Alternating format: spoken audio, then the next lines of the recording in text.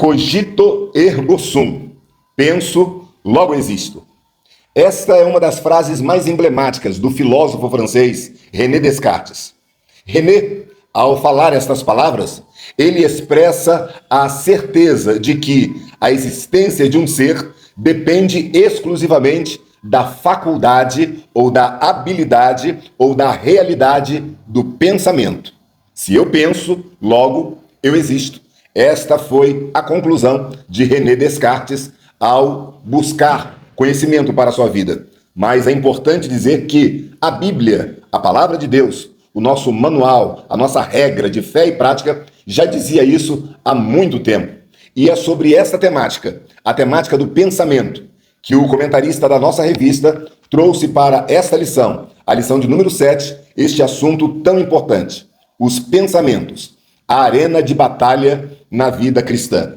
Nesta lição, nós estaremos aprendendo sobre o que é o pensamento ou o que são os pensamentos, as características do pensamento ou dos pensamentos, a gestão do pensamento, como lidarmos com os pensamentos. E, finalmente, no terceiro tópico, o comentarista nos fala sobre a arena, o campo de batalha, o lugar onde é travada a grande guerra espiritual, que é a batalha dos pensamentos. É nesta arena que o nosso adversário tenta fazer com que nós nos afastemos de Deus. Pois bem, então é importante para nós entendermos o significado de pensamento, primeiro precisamos entender que o ser humano, ele foi criado por Deus. Porém, diferente dos outros animais, o ser humano, o homem, possui algumas características indeléveis à sua natureza e à sua formação. Características estas que os distinguem dos outros animais. O homem foi criado para pensar. O homem foi criado para se relacionar. O homem foi criado para amar. O homem foi criado para sentir. O homem foi criado para adorar a Deus. O homem foi criado para glorificar a Deus através da sua vida. Então você percebe que muitas características foram dadas para o homem que não foram dadas para os animais. O homem é diferente. E o pensamento é uma das principais diferenças que distingue o ser humano. Mas o que é o pensamento? O autor da nossa revista, ele declara que os pensamentos são processos mentais constituídos de informações, reflexões, lembranças, sentimentos, sonhos, imagens.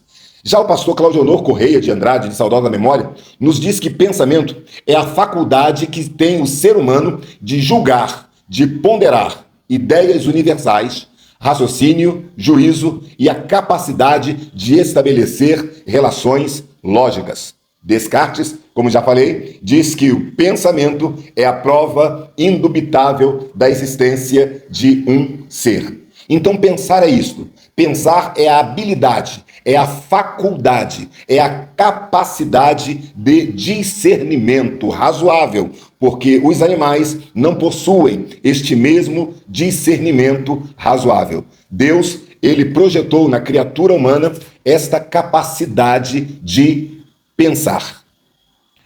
Uma certa vez os fariseus interrogaram a Jesus acerca do maior mandamento. Qual seria o maior mandamento? Então Jesus citou o Shema judaico. Lá em Deuteronômio capítulo 6, versículo 4 e versículo 5, Jesus cita então. Mas Mateus capítulo 21, versículo 35, Jesus diz assim, que o primeiro mandamento é amar a Deus de todo o coração, de toda a alma e de todo pensamento. Já em Marcos, capítulo 12, versículo 28, Jesus, falando acerca do mesmo assunto, diz: amarás a Deus de todo o teu coração, de toda a tua alma, de todo o teu entendimento e com todas as tuas forças. Quando nós lemos em Deuteronômio, capítulo 6, versículo 4 e versículo 5, o texto diz: amarás ao Senhor teu Deus de todo o coração, de toda a alma e de todo o poder. Considerando então todas essas versões, entendemos que pensamento é o poder que o homem tem. Pensamento é o entendimento que o homem tem.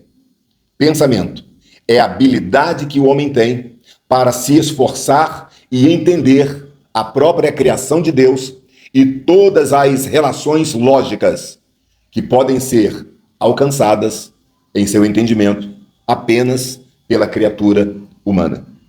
O primeiro mandamento diz que o homem deve amar a Deus com todo o seu pensamento. Ou seja, já aí, neste primeiro mandamento, Jesus está nos dando a grande chave, o grande segredo para termos uma vida psicologicamente saudável. É amando a Deus com todo o nosso pensamento. Então é importante relembrarmos que na arena do pensamento ocorre uma grande batalha. E nesta batalha, o inimigo das nossas almas tenta preencher o nosso pensamento com inúmeras coisas, coisas ruins, coisas nefastas, coisas que ferem a santidade de Deus em nossas vidas. E como ganhar esta batalha? Jesus deu a dica, Jesus deu a fórmula, Jesus deu o segredo, Jesus deu a chave. Ame a Deus com todo o seu pensamento. O apóstolo Paulo, aqui em Filipenses capítulo 4, versículos 8 e 9, ele ratifica estas palavras de Jesus dizendo: quanto ao mais, irmãos, tudo que é verdadeiro, tudo que é honesto, tudo que é justo, tudo que é puro, tudo que é amável, tudo que é de boa fama, se há algum poder, se há alguma virtude, se há algum louvor, nisto pensai. Nós devemos pensar, devemos ocupar a nossa mente naquilo que é bom, naquilo que edifica, naquilo que agrada a Deus, naquilo que ajuda a nós mesmos e a outras pessoas. Primeiro, porque desde o início, já que Deus criou o homem com esta habilidade de pensar, não é lógico então pensarmos que fomos feitos à imagem e semelhança de Deus? Se fomos feitos à imagem e semelhança de Deus e fomos dotados da faculdade do pensamento, logo entendemos que Deus também e principalmente é um ser pensante. Deus é uma pessoa que pensa. Pastor Roque, Deus pensa? Sim, Deus tem pensamentos. Deus é um ser pensante. Em Jeremias capítulo 29, versículo 11, Deus fala assim através do profeta: porque eu bem sei os pensamentos que tenho acerca de vós. Veja, Deus possui pensamentos. Em Jó capítulo 42, versículo 2, um versículo muito conhecido: Senhor, bem sei que tudo podes, e nenhum dos teus pensamentos podem ser anulados, podem ser impedidos. Deus fez o homem com a capacidade de pensar, porque ele mesmo é um ser pensante. Mas, infelizmente, ao longo da história da humanidade, com o afastamento do homem para com Deus, o homem usou o pensamento não para se edificar apenas, não para glorificar a Deus, mas usou o seu pensamento para negar a Deus, usou o seu pensamento para desobedecer a Deus, usou o seu pensamento com astúcia para se afastar de Deus. E, infelizmente, muitos que são guiados pelos seus pensamentos acabam simplesmente distorcendo todas as coisas, porque muitos pensamentos já são distorcidos pela natureza do pecado. O pecado deixou o espírito inoperante, mas deixou a alma defeituosa, deixou a alma distorcida em suas conjecturas, em seus sentimentos, em seus pensamentos. A alma do homem, que é um ser pensante, ficou distorcida. E através desta distorção, se o homem natural apenas dá vazão aos seus pensamentos distorcidos, ele se afasta de Deus. Mas o homem espiritual, que busca em Deus que seus pensamentos sejam guiados, moldados, transformados por Deus, aí sim, esse homem é um homem de sucesso. Em relação à gestão dos pensamentos, percebemos que todos os acontecimentos da vida humana, eles geram algo que nós chamamos de memória. Todos nós temos uma memória, uma lembrança da maioria dos acontecimentos. Esta memória, esta lembrança, ou estas memórias, estas lembranças, vão então interagindo com os nossos pensamentos e vão formando em nós juízo de valor, vão formando em nós sentimentos, vão formando em nós atitudes, vão formando em nós hábitos, vão formando em nós caráter. Perceba que tudo começa no pensamento. O ponto inicial é o pensamento. É o pensamento que administra as memórias, as lembranças, os sentimentos, as posturas, as atitudes, os hábitos, as práticas, o caráter. Tudo é o pensamento como ponto inicial. Daí a necessidade de que o nosso pensamento seja devidamente administrado, seja devidamente gerido para a glória do nome do Senhor. Mas de que maneira nós podemos administrar os nossos pensamentos? Coisas ruins e fantasiosas tendem a moldar o nosso comportamento de forma ruim e fantasiosa. Coisas boas tendem a moldar os nossos pensamentos e as nossas próprias atitudes também de forma boa. Mas o homem manchado pelo pecado, até mesmo as coisas boas, ele usa a seu bel prazer para despertar nele mais e mais o desejo de pecar. E a pergunta continua sendo a mesma: como administrar os pensamentos? Sabemos que muitas pessoas sofrem de depressão, sofrem de estresse, sofrem de ansiedade, sofrem de frustrações, decepções. A depressão é o excesso de passado. A depressão é quando nós não sabemos administrar o nosso passado. Já o estresse é o excesso de presente. É quando nós não sabemos administrar o nosso presente. Ansiedade é o excesso de futuro. É quando nós não sabemos administrar o nosso futuro, ou seja, o que pensamos em relação ao futuro. E tudo isso, seja a depressão, seja o estresse, ou seja a ansiedade, seja o passado, seja o presente, seja o futuro, tudo isto está dentro do nosso pensamento, interagindo a cada dia e nos tornando pessoas melhores ou piores.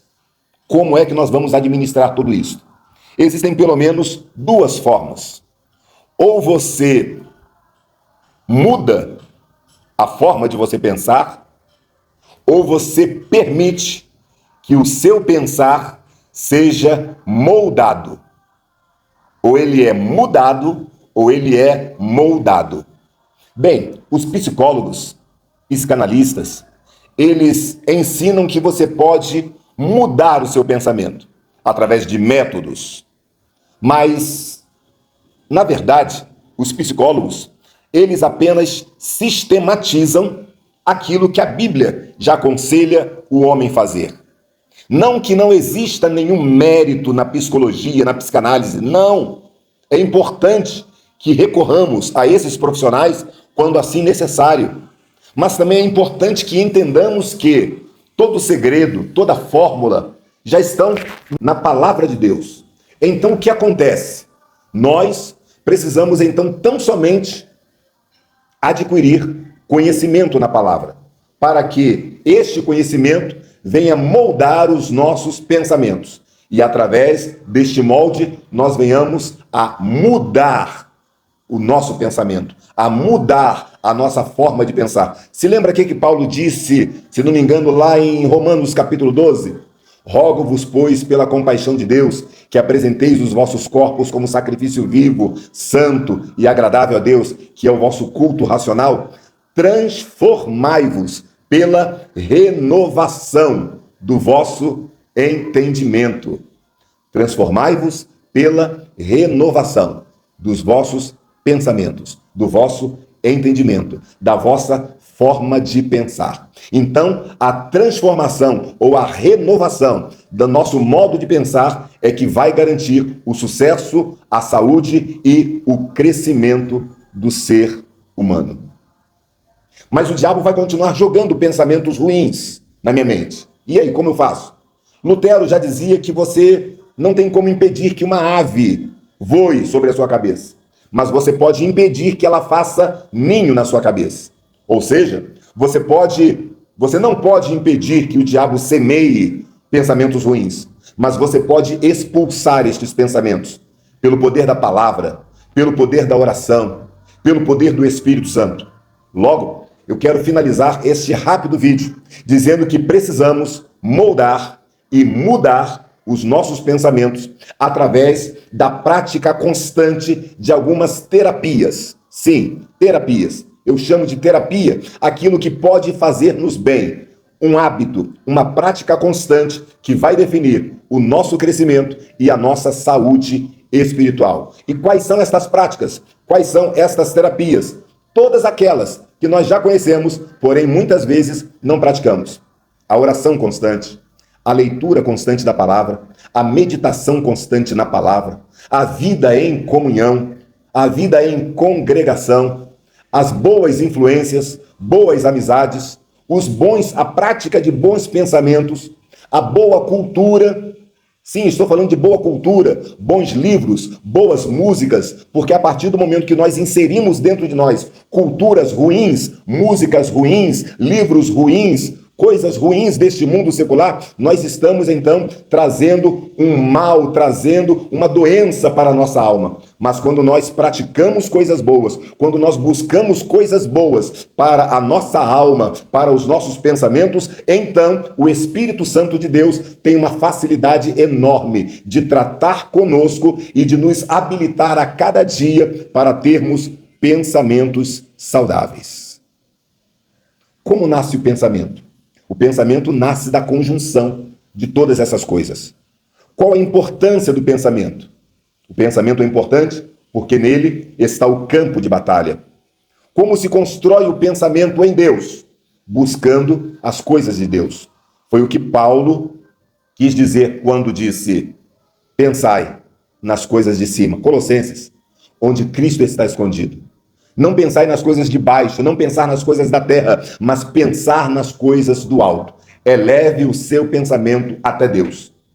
O diabo sabe o que você está pensando? Não. Ele não sabe o que você está pensando. Ele sabe como, geralmente, os seres humanos pensam e como eles administram esses pensamentos. E é por essa razão que ele joga o pensamento ruim como uma erva daninha. Mas você, salvo em Cristo Jesus, já descobriu que em Jesus, através da ação da palavra, através da ação do Espírito Santo, através da ação da fé, você se livra dos maus pensamentos e você então passa a ter e administrar bons pensamentos para a glória de Deus.